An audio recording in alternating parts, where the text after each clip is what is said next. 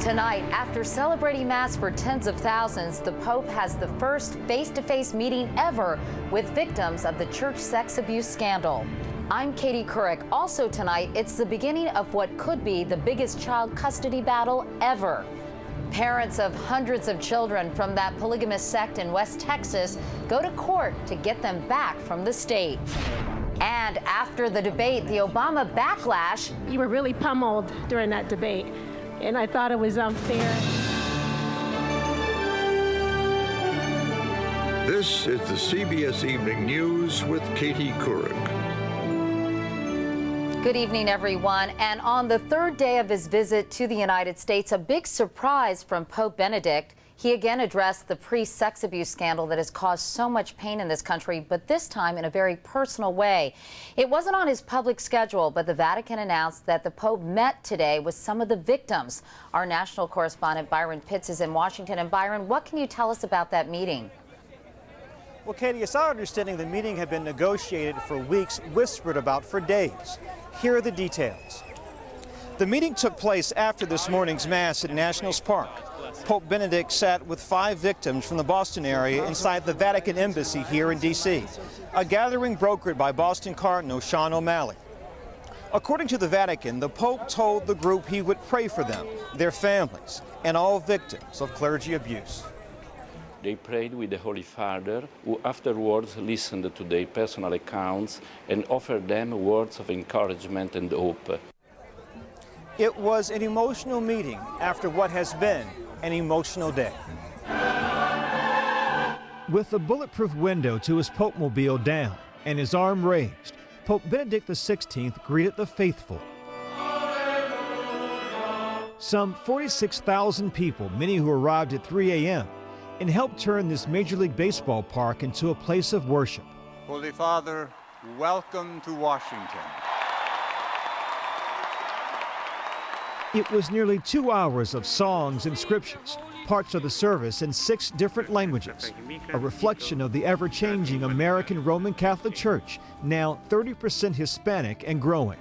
A church the Pope acknowledged once again, still wounded by the sex abuse scandal that's cost nearly $2 billion in lawsuits and an untold number of believers. No words of mine could describe the pain and harm inflicted by such abuse. It is important that those who have suffered be given loving pastoral attention. His message of hope and spiritual renewal thrilled a whole new generation of young followers, those who can relate to a pope who sports red shoes and owns an iPod. He's got a sense of style and he believes in Christ. What more can you ask? It was moving for you. Yes, it was. It very much was. It was the most amazing thing. I'm so happy we could share it with our kids. I'm so happy. It's that same spirit of reconciliation the Pope brought to an interfaith meeting tonight that includes Jewish, Buddhist, Hindu, and Muslim leaders. In attendance, Ibu Patel, an American Muslim and leader of an interfaith youth organization. Is an 81-year-old Pope the person best positioned to lead this kind of conversation? I believe that His Holiness, the Pope, is one of the most important people in the world, maybe in the early 21st century, to be a leader in this conversation. I welcome his leadership, and I feel that it's a blessing upon all of us.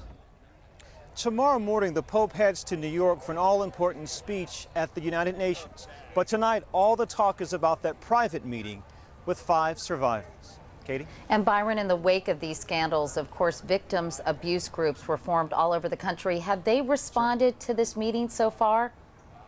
Well, Katie, they have, and the response has been mixed. Some people feel like this meeting should have occurred years ago, but for others, all they'd wanted for the longest time was for someone from the church, the Pope, to sit them down, look them in the eye, and say they were sorry.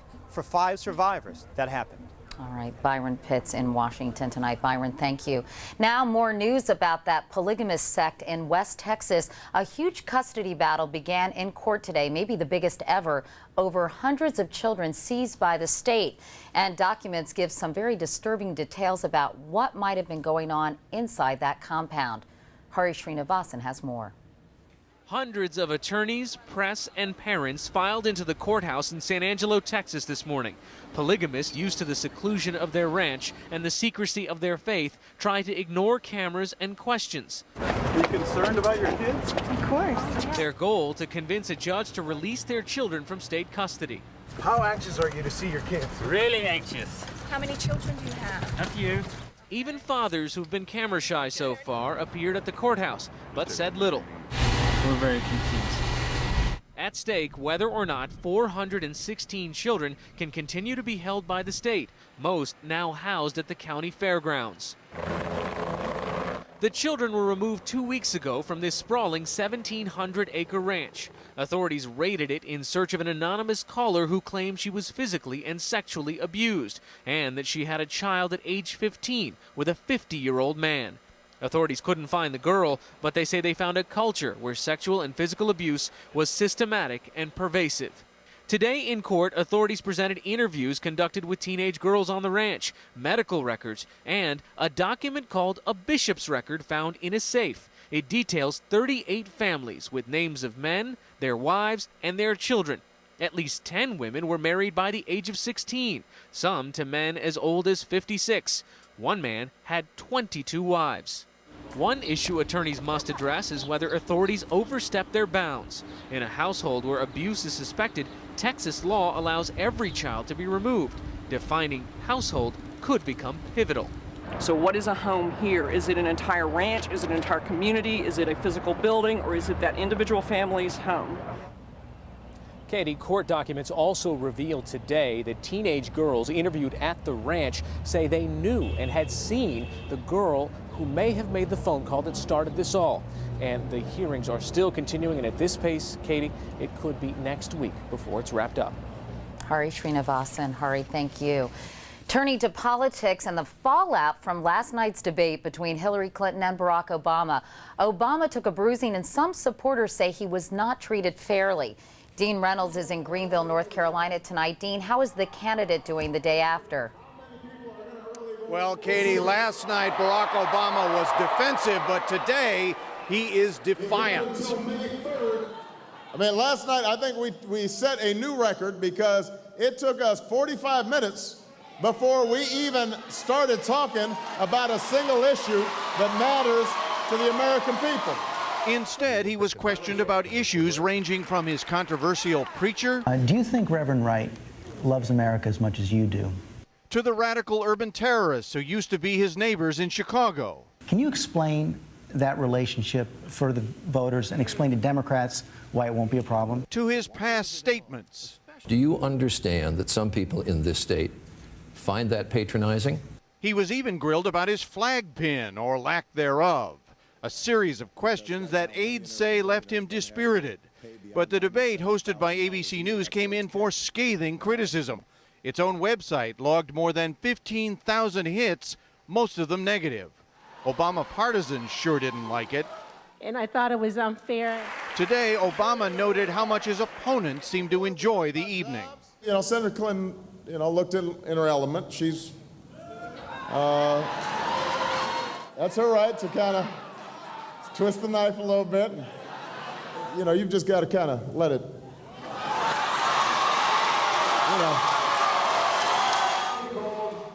Obama said today that what you saw during the debate was the rollout for the Republican campaign against him in the fall, so it must have been painful for him to have it come out during a debate with a fellow Democrat.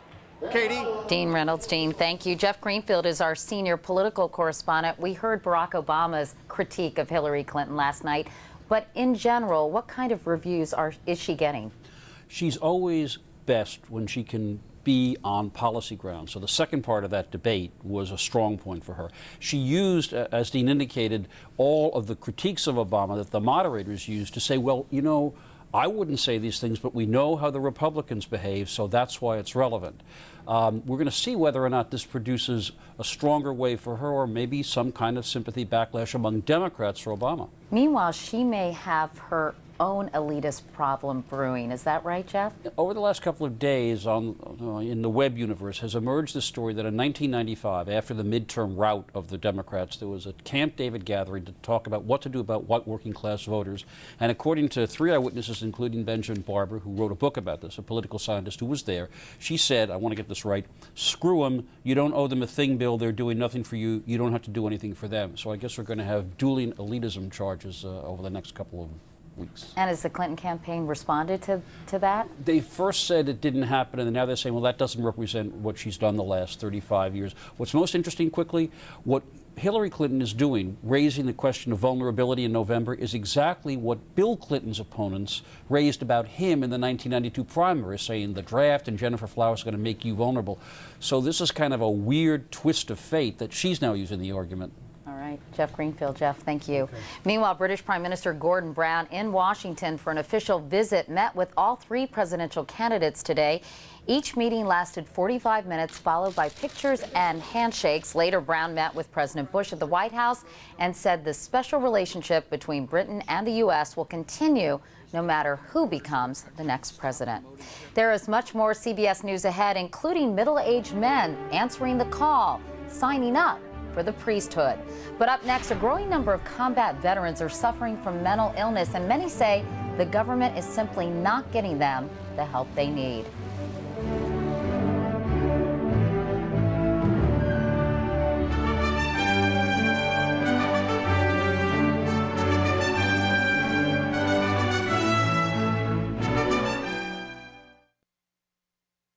In Iraq today, a suicide bomber struck at a funeral north of Baghdad, and at least 50 mourners were killed. Dozens of others were wounded. The funeral was for 2 members of what's called an awakening council made up of Sunni tribesmen who have joined forces with the U.S. to battle al-Qaeda. And as American troops continue to fight in Iraq and Afghanistan, the stress of war is taking a greater and greater toll. A study out today shows 300,000 combat veterans suffer from symptoms of post-traumatic stress or major depression or both. That's nearly 1 out of every 5 who served in those 2 wars. And many say the government is simply not doing enough. Here's Kimberly Dozier. 22-year-old combat medic Jonathan Norell volunteered for every mission during his year in Iraq. Bombed, ambushed, treating wounded under fire, the memories still haunt him.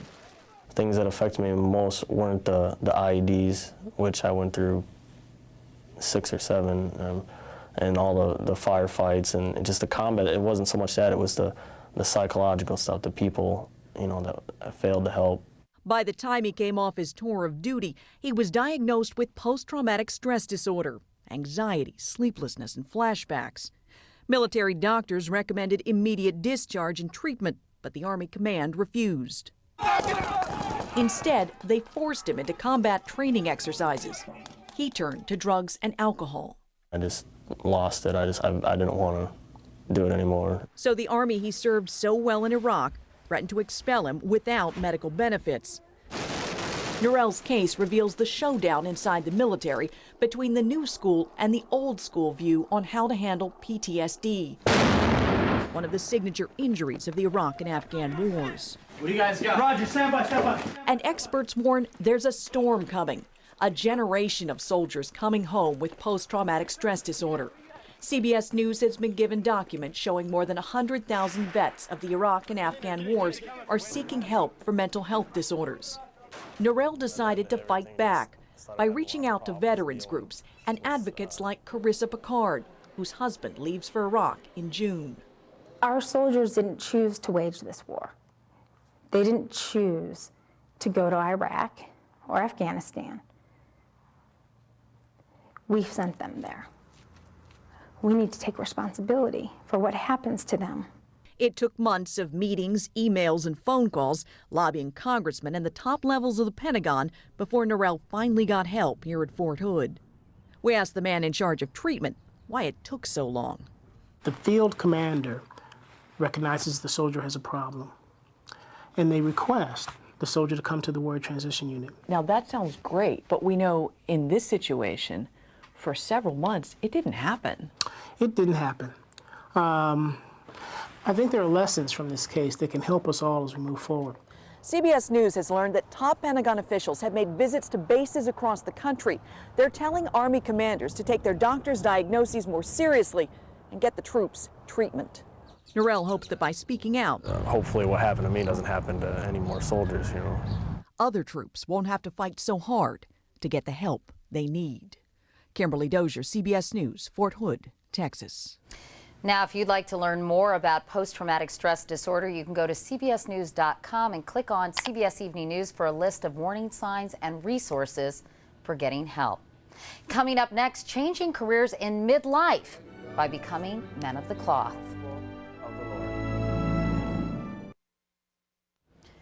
The Catholic Church in this country is hoping the Pope's visit this week will inspire more young men to become priests. There is a critical shortage. Since 1970, the number of priests in America has fallen from 58,000 to just over 41,000. Some men are hearing the call to the priesthood later in life, and as John Blackstone reports, they're answering it. At the age of 37, Edward Benioff has just started a second career. I love being a priest. I've been a priest 9 months, and I love it. Before he got into this line of work, he was a school teacher. I confess to Almighty God. Paul Arnault is on his second career, too. He was 42 years old when he became a priest after 12 years in the pharmaceutical industry. I had a great job, wonderful company, fantastic people, best boss I've ever had. But something was just kind of missing as I went along. Considering the church as a second career has become more common in the past decade or so, and with a shortage of priests, the Catholic Church is welcoming those who didn't get the calling as younger men. The call came when the call came, I wouldn't have been listening, I wouldn't have been ready. No way at 25. In the 1960s, the average age for priests at ordination was 28. Today, it has climbed to 37. We have a little more wear and tear on us, and we can relate with, again, the ups and downs of life to people. The recruitment of priests has gone high-tech with a website, vocationmatch.com, where many looking for a career change are middle-aged. Not a surprise, says Patrice Toohey of Vocation Match. You realize your life is half over, and what really have you done with it? The job of finding new candidates for the priesthood in Northern California belongs to Father Tom Daly, a task he was given just as the church sex abuse scandal was unfolding. One of my former teachers said, being vocation director this time, isn't that like being an Army recruiter during the height of Vietnam? Helping in a crisis brought Paul Arnault to the priesthood. God opened doors and it worked out. The church was in need, and he had reached a time in his life when he was ready to serve. John Blackstone, CBS News, Larkspur, California. Meanwhile, in Japan today, a frightening scene when a jetliner was forced to make an emergency landing. The Boeing 767 was having trouble with its landing gear during a domestic flight, and sparks flew from its wheels as it touched down in southern Japan. All 149 people on board, though, got out safely. Well, as Ed Sullivan might say, bring on the Botswanan marimba players and the American woman who came to their rescue. That story is next. And finally tonight, you're about to meet some young African musicians who faced a crisis that nearly left them with the sounds of silence. But then they found some help that was not only unexpected, it was truly instrumental. Here's Kelly Wallace. For 10 teenage musicians from Botswana, it was supposed to be a dream trip. Many of them had never been out of the country before. To the United States of America! Woo! But at the airport in Africa, their dream looked to be over. Customs wouldn't allow their instruments, called marimbas, on the plane, saying they had to be sent by freight instead. Our plane is about to leave, but we can't get the marimbas through. The kids got on the plane anyway, knowing that somehow they'd have to find 10 African marimbas within 24 hours of landing in New York City so they could play their first concert. Even worse, African marimbas are virtually non-existent on the East Coast. The band sent out desperate emails, even contacting the lone marimba player of The Lion King. Then, just hours before showtime, an unlikely heroine emerged. That's the lower section. 57-year-old Syracuse, New York teacher Martha Jenks, founder of one of the only marimba bands on the East Coast. She and a fellow band member woke up before dawn to drive 9 homemade marimbas to New York City. When the alarm went off at 5 in the morning, did you think, what am I doing? Yes, I did. Kind of wondering how it was all going to work out. Get the beat. The kids had just 2 hours to master their new instruments.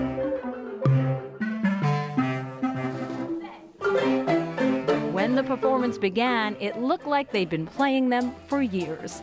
These concerts will raise money for orphans back home in Botswana, but on this night, it was the band's turn to thank a few marimba-loving strangers. We really appreciate it. Like, I don't even know how to express it. We'll thank them somehow.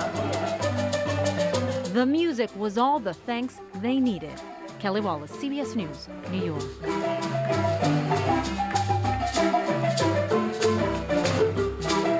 That's great.